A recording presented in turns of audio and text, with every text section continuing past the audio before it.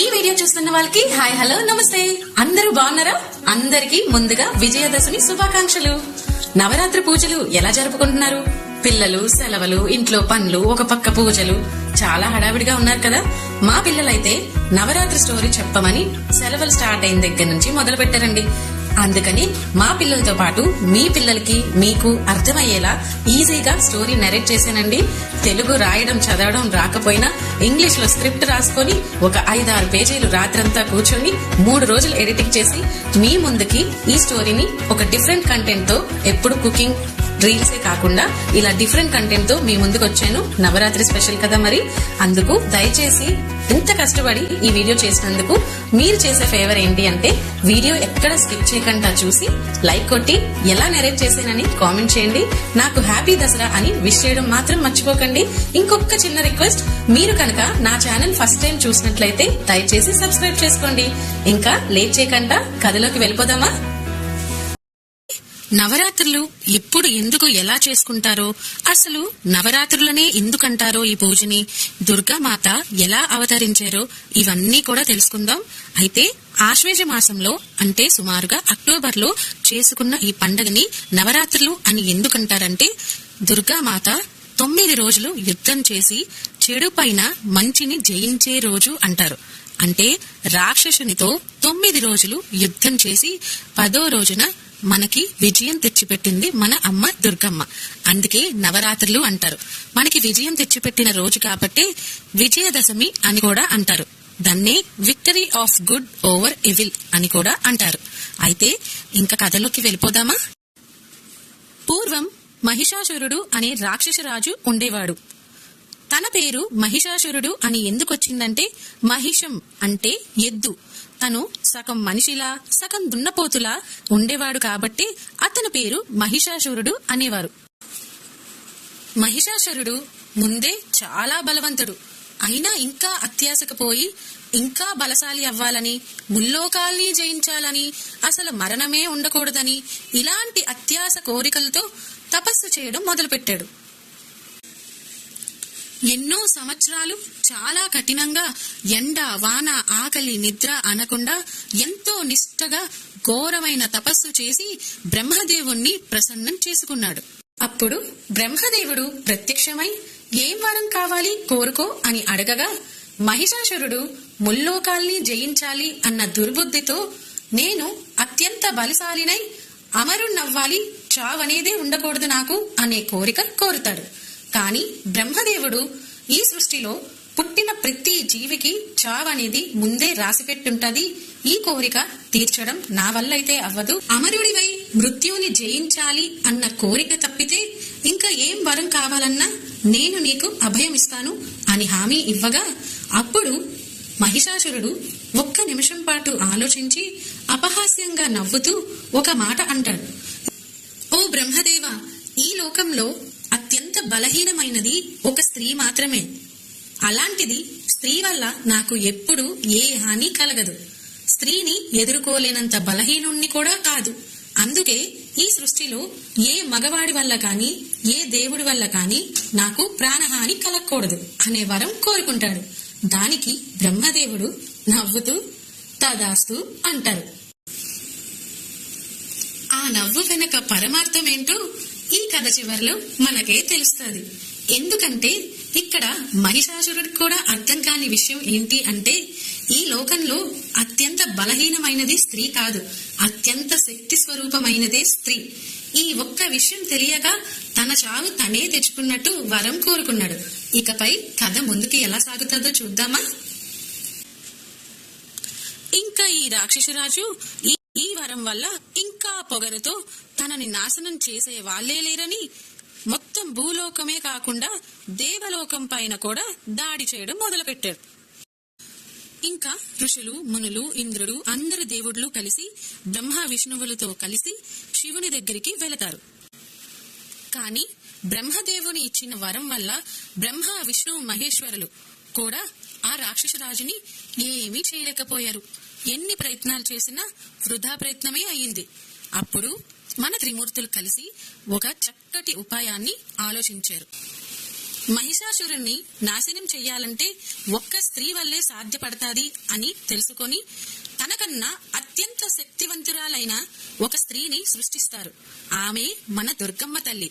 18 చేతులతో, ఎంతో తేజస్సుతో, బ్రహ్మ విష్ణు మహేశ్వర్ల అంశంతో యుద్ధానికి సిద్ధంగా ఉన్న ఆ తల్లిని అక్కడ ఉన్న దేవతలందరూ తమ తమ ఆయుధాల్ని ఇస్తారు. అలా విష్ణువు తన సుదర్శన చక్రాన్ని, బ్రహ్మదేవుడు తన కమండలాన్ని, శివుడు తన ఎంతో శక్తివంతమైన త్రిశూలాన్ని, ఇంద్రుడు తన వజ్రాయుధాన్ని, వరుణదేవుడు తన బాణాల్ని, యమధర్మరాజు ఒక శక్తివంతమైన కర్రని, విశ్వకర్మ తన గొడ్డలిని, కాలదేవుడు అంటే గాడ్ ఆఫ్ టైం కాలదేవ్ ఒక ఖడ్గాన్ని, ఇంద్రుడు వాహనమైన ఐరావతం ఒక గంటని, ఇలా ఎన్నో గొప్ప గొప్ప ఆయుధాల్ని ఇచ్చి సింహాన్ని వాహనంగా చేసుకుని అక్కడున్న దేవతలు, దేవుళ్ళు అందరూ అమ్మని యుద్ధానికి పంపిస్తారు. ఇంకా మన దుర్గామాత రాక్షసుణ్ణి వధించడానికి, సంహరించడానికి అత్యంత శక్తిశాలి అయిన రూపంతో రాక్షసునిపై యుద్ధంకి బయలుదేరుతుంది. కాని మహిషాసురుడు ఏమైనా తక్కువవాడా అనుకోడా అత్యంత బలశాలి అయిన రాక్షసరాజు, పైగా బ్రహ్మదేవుడితో గొప్ప వరం పొందిన రాక్షసుడు. ఇలా వాళ్ళిద్దరి మధ్యన 9 రోజుల పాటు మహాఘోరమైన యుద్ధం సాగింది. రోజుకొక రూపంలో ఆ రాక్షసుడు తన రూపాన్ని మార్చుకుంటూ దుర్గామాతని గాయపరిచేవాడు. అప్పుడు అమ్మ కూడా ఆ 9 రోజులు ఒక్కొక్క అవతారంలో ఆ రూపాన్ని వధిస్తూ అలా 9 రోజులు మహాఘోరమైన యుద్ధం చేస్తూ 10వ రోజున, ఆఖరి యుద్ధం రోజున మహిషాసురుడు ఎంతో శక్తివంతమైన అసలైన రూపం మహిషం రూపంలో అమ్మకి ఎదురెళ్తాడు. కాని అమ్మ ఉగ్ర రూపంలో శివుడు ఇచ్చిన ఎంతో శక్తివంతమైన త్రిశూలంతో ఒక్కసారిగా తలని నరికి వధిస్తుంది. ఎలా అయితే 9 రోజుల యుద్ధం తర్వాత మన దుర్గమ్మ తల్లి 10వ రోజు రాక్షసుణ్ణి సంహరిస్తుందో, అదే రోజు శ్రీరామచంద్రమూర్తి సీతమ్మ తల్లిని ఎత్తికెళ్లిపోయిన రావణాసురుడు రాక్షసరాజుని కూడా సంహరించే రోజు అదే రోజు.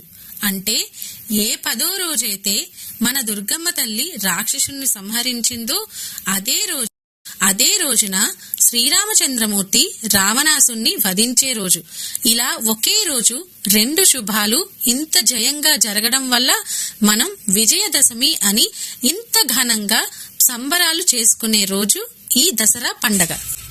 ఇంత విశేష చరిత్ర ఉన్న కథ తెలుసుకోకుండా పూజలు చేసేసుకుంటామా చెప్పండి? మన భారతదేశానికే ఎంతో ప్రాముఖ్యత ఉన్న చరిత్ర ఇది. ఎందుకంటే మన అమ్మ దుర్గమ్మ మహిషాసురుణ్ణి వధించిన తర్వాతే స్త్రీని గౌరవించాలి, పూజించాలి అని ఈ చరిత్ర తర్వాతే భారతదేశ ప్రాముఖ్యత పెరిగింది. ఇలా అన్నీ తెలుసుకొని ఒక అవగాహనతో పూజ చేయడం వల్ల ఎంతో మనశ్శాంతిగా, తృప్తిగా అమ్మవారికి పూజ సమర్పించుకోవచ్చు.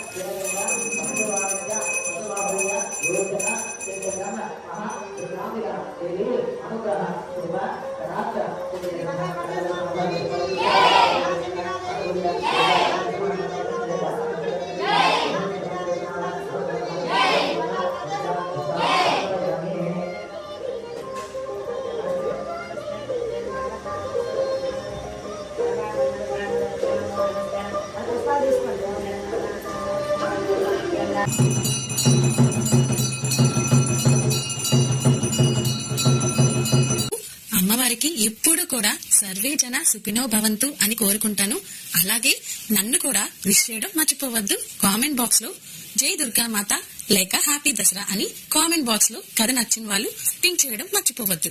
ఈ కథ ఇక్కడతో అయిపోలేదండి.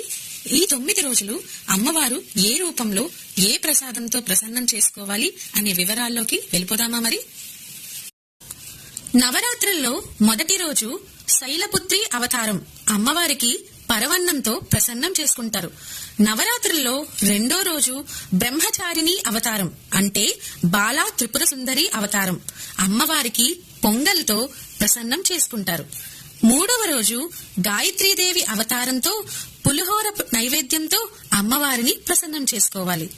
4వ రోజు లలితాదేవి రూపంలో పూజించి గారెలని నైవేద్యంగా పెట్టి అమ్మవారిని ప్రసన్నం చేసుకోవాలి.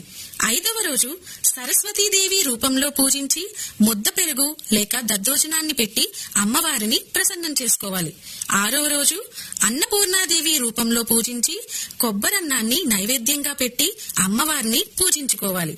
7వ రోజు మహాలక్ష్మీదేవి అవతారంలో పూజించి రవ్వ కేసరి ప్రసాదంగా పెట్టి తల్లిని ప్రసన్నం చేసుకోవాలి. 8వ రోజు దుర్గామాత అవతారంలో ఎంతో రుచిగా కదంబకం అంటే అన్ని రకాల కాయగూరలతో అమ్మకి నైవేద్యం పెట్టి ప్రసన్నం చేసుకోవాలి. 9వ రోజున మహిషాసురి మర్దిని అవతారం. అప్పుడు బెల్లంతో రకరకాల వంటలతో పిండి వంటలతో అమ్మవారిని ప్రసన్నం చేసుకోవాలి. ఇలా 9 రోజులు 9 రూపాల్లో అమ్మవారికి నైవేద్యం పెట్టి ప్రసన్నం చేసుకుంటూ 10వ రోజున రాజరాజేశ్వరి దేవి అవతారంలో దుర్గా పండుగని ఎంతో ఘనంగా చేసుకుంటూ ఇదే మన దసరా పండగ వేడుకలకి పరమార్థం.